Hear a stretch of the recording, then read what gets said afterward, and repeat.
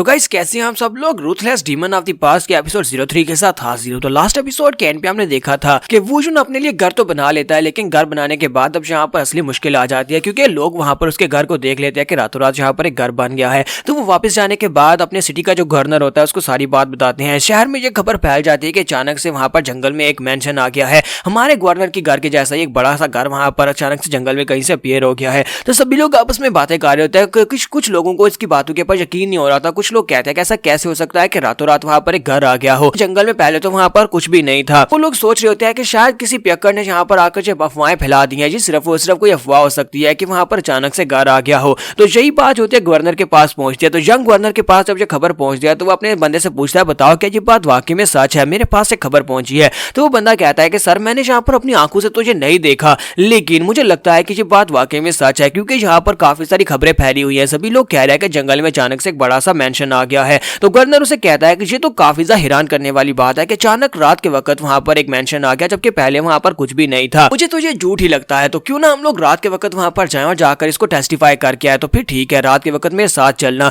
हम लोग ताजा हवा भी लेंगे और साथ उस मेंशन को देख कर आएंगे। तो नेक्स्ट दिन रात के वक्त का दिखाया जाता है। तो वो गवर्नर अपने साथियों को लेकर वहां पर उस जंगल में पहुंच जाता है। जब वो जंगल की तरफ जा रहा था तो उसके साथी पीछे बातें कर रहे होते हैं। एक कहता है, सोल्जर जो होता है वो दूसरे से कहता है कि मुझे लगता है कि गवर्नर जो है पिछले कुछ दिनों से बिल्कुल ठीक बिहेव नहीं कर रहे और जो बाहर बहुत ही कम आते हैं। दूसरा उसे कहता है क्या तुम्हें नहीं पता, पर एक बहुत ही पावरफुल बैंडेड है, एक पावरफुल बैंडेड जिसकी फैमिली को गवर्नर ने सजा के तौर पर मारकर उसके सर काटकर उसके पास भिजवाया था, और उसके बाद से वो जो बैंडेड है वो बहुत ज्यादा खतरनाक हो गया और तब से वो गवर्नर को ढूंढ रहा है ताकि वो गवर्नर को मार सके। उसकी फैमिली को गवर्नर ने सजा देकर मारकर उसके सर कटवाकर उसके पास भिजवाया, तब से वो और भी ज्यादा खतरनाक हो गया। और इसी वक्त गवर्नर सिर्फ और सिर्फ उसी से डर रहे हैं कि कहीं उसके सामने वो ना आ जाए। उस बैंडेड का नाम जैंग बेकसान है। जैंग बेकसान एक बहुत ही पावरफुल बैंडेड है। जैंग बेक ना सिर्फ यहाँ पर आसपास के जितने बैंडेड्स हैं सभी का लीडर बन चुका है, बल्कि वो एक फर्स्ट क्लास का मार्शल आर्टिस्ट भी है। उसके मार्शल आर्ट्स के स्किल्स बहुत ज्यादा कमाल के हैं। कहा जाता है कि बहुत सारे असैसिन्स उसे मारने के लिए गए थे, लेकिन कोई भी उसे मार नहीं सका। वो सभी असैसिन्स को मार डालता है क्योंकि उसके जो स्किल्स हैं वो काफी ज्यादा बेहतर हैं। और ये भी कहा जाता है कि उसकी कैवलरी इतनी ज्यादा बेहतर है कि अगर आप लोग यहाँ पर अपने बेस्ट घोड़ों को लेकर भी उसके पीछे जाएंगे तब भी आप उसको नहीं पकड़ पाएंगे।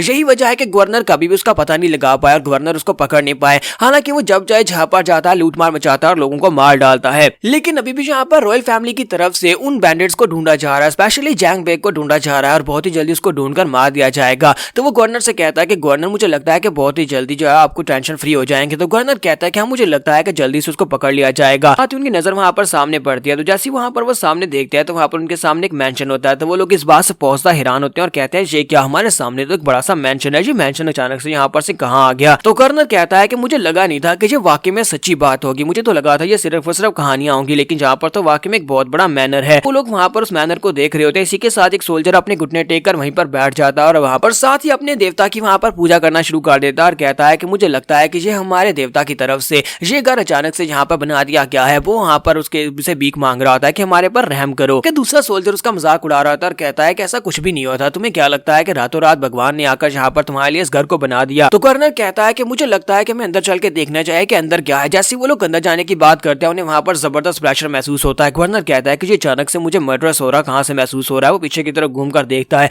तो वहां पर हमारा वुजुन खड़ा होता है। वुजुन अपने हाथ में खरगोश पकड़कर वहां पर खड़ा होता है क्योंकि वो शिकार करने के लिए रात के वक्त गया था। तुम्हारा वुजुन उनसे कहता है कि मुझे याद नहीं है कि मैंने तुम लोगों को यहाँ पर अपने घर पर इन्वाइट किया था या नहीं, लेकिन तुम लोग यहाँ पर क्या कर रहे हो। तो गवर्नर उसे देखने के बाद कहता है कि मुझे यहाँ पर अभी थोड़ी देर पहले किलिंग इंटेंट महसूस हुआ था, लगता है किसी लड़के से वो किलिंग इंटेंट निकला था। तो गवर्नर कहता है क्या इस मैनर के ओनर तुम हो। तो हमारा वुजुन कहता है कि हाँ इस मैनर का ओनर मैं ही हूँ, ये मेंशन मेरा है। तो गवर्नर उसे कहता है कि मैं यहाँ पर मैं इस सिटी का गवर्नर हूँ, मेरा नाम होंग वॉन चैंग है और तुम यहाँ पर ऐसी किसी जगह के ऊपर अपना घर बनाकर नहीं रह सकते। इस जगह के ऊपर पहले ये घर नहीं हुआ करता था। इस प्रॉपर्टी के ऊपर जब तक तुम इस प्रॉपर्टी के मालिक नहीं बन जाते तब तक तुम इस मैनर को नहीं बना सकते हो, ना ही यहाँ पर रह सकते हो। तो हमारा वुजुन उसे कहता है कि मैंने इस घर को नहीं बनाया बल्कि मैंने इसे रिपेयर किया है, ये बुरी हालत में था तो मैंने इसे थोड़ा सा बेहतर बना दिया है। तो वो उसे कहता है चाहे जो भी हो, अगर तुमने यहाँ पर इस जगह के ऊपर घर को रिपेयर करके वहां पर रहने का फैसला किया तो पहले तुम्हें यहाँ पर गवर्नर से इजाजत लेनी पड़ेगी क्योंकि ये प्रॉपर्टी तुम्हारी नहीं है। के साथ वो उसकी तरफ उंगली करते हुए आगे बढ़ता और कहता है कि अब ये मत कहना कि तुम्हें यहाँ के कानून के बारे में कुछ भी नहीं पता कि यहाँ पर रहने के लिए पहले परमिशन लेनी पड़ती है, वो भी गवर्नर की।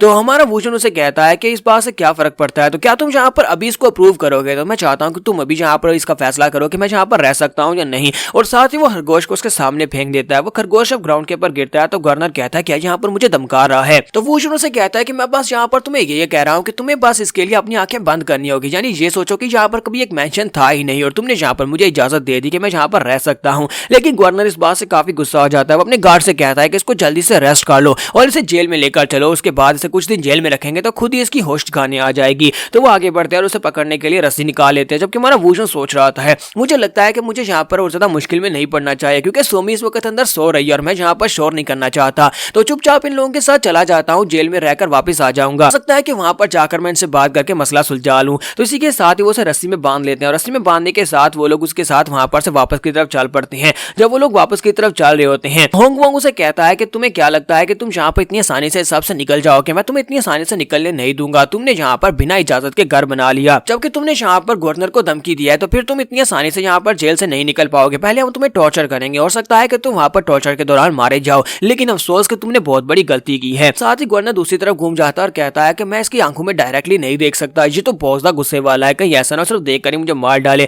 जल्दी से वापस लेकर जाना होगा, जाकर जेल में बंद करते हैं, खुद ही गार्ड इसको संभाल लेंगे। जैसे वो लोग आगे बढ़ने लगते हैं तो हमारे वूजन को वहां पर कुछ महसूस होता है, तो वूजन साइड के ऊपर देखता है। तो इसी के साथ ही एक गार्ड उसे कहता है कि लड़के जो तुम क्या कर रहे हो, तुम यहाँ पर साइड के ऊपर क्यों देख रहे हो? और इसी के साथ एक तीर उड़ता हुआ उसकी तरफ आगे बढ़ता है, सीधा आकर उसके गले में लग जाता है। तो वो लड़का वो गार्ड जो होता है वहीं पर ग्राउंड के ऊपर गिर जाता है और मर जाता है। बाकी के सभी लोग बहुत ज्यादा एक्टिव हो जाते हैं। वो लोग कहते हैं कि यहाँ पर क्या चल रहा है। गवर्नर अपने साथी से कहता है कि हो क्या रहा है, और साथ ही उनके ऊपर तीरों की बरसात होती है। ऊपर से बहुत सारे तीर उनके ऊपर गिरते हैं और वो सभी तीर जो होते हैं उनके ऊपर लगना स्टार्ट हो जाती है। तो सभी तीर जब उनके ऊपर लगते हैं तो वो सभी गार्ड्स मर जाते हैं। सभी गार्ड्स के मरने के बाद अब सिर्फ और सिर्फ गवर्नर और उसके साथ वूंजिन वहां पर बचते हैं। वूंजिन तो रस्सी में बंधा होता है, लेकिन गवर्नर अभी वहां पर नीचे गिरा पड़ा होता है। गवर्नर कहता है कि यहाँ पर हुआ क्या, किसने ये सब कुछ किया, मेरे साथियों को किसने मार दिया? तो यहीं पर जैंग बेक पहुंच जाता है। इसी के साथ ही सामने से जैंग बेक की आवाज आती है। जैंग बेक चिल्लाकर कहता है कि सभी लोग आगे बढ़ो, इनको घेर लो, किसी को यहाँ से जाने मत देना। गवर्नर वहां पर जैंग बेक को देखने के बाद बहुत ज्यादा घबरा जाता है और कहता है कि ऐसा कैसे हो सकता है, ये तो जैंग बेक है। जैंग बेक उसे कहता है कि तुम्हें किसने कह दिया था कि रात के वक्त यहाँ पर अकेले निकलो? तुम्हें नहीं पता कि मैं अभी तक जिंदा हूँ और तुम यहाँ पर रात के वक्त आकर सैर सपाटा कर रहे थे? तो जैंग बेक गवर्नर से कहता है कि आज यहाँ पर मैं उस सबका बदला लेने वाला हूँ जो तुमने मेरी फैमिली के साथ किया था, तो आज यहाँ पर तुम मरने वाले हो। तो हमारा गवर्नर जो होता है वो बेचारा बहुत ज्यादा घबराया हुआ होता है और कहता है कि अब मैं यहाँ पर क्या करूँ। फिर साथ ही वो सोच रहा होता है कि यहाँ पर तकरीबन 6 महीने पहले हमने इसकी फैमिली को पकड़ लिया था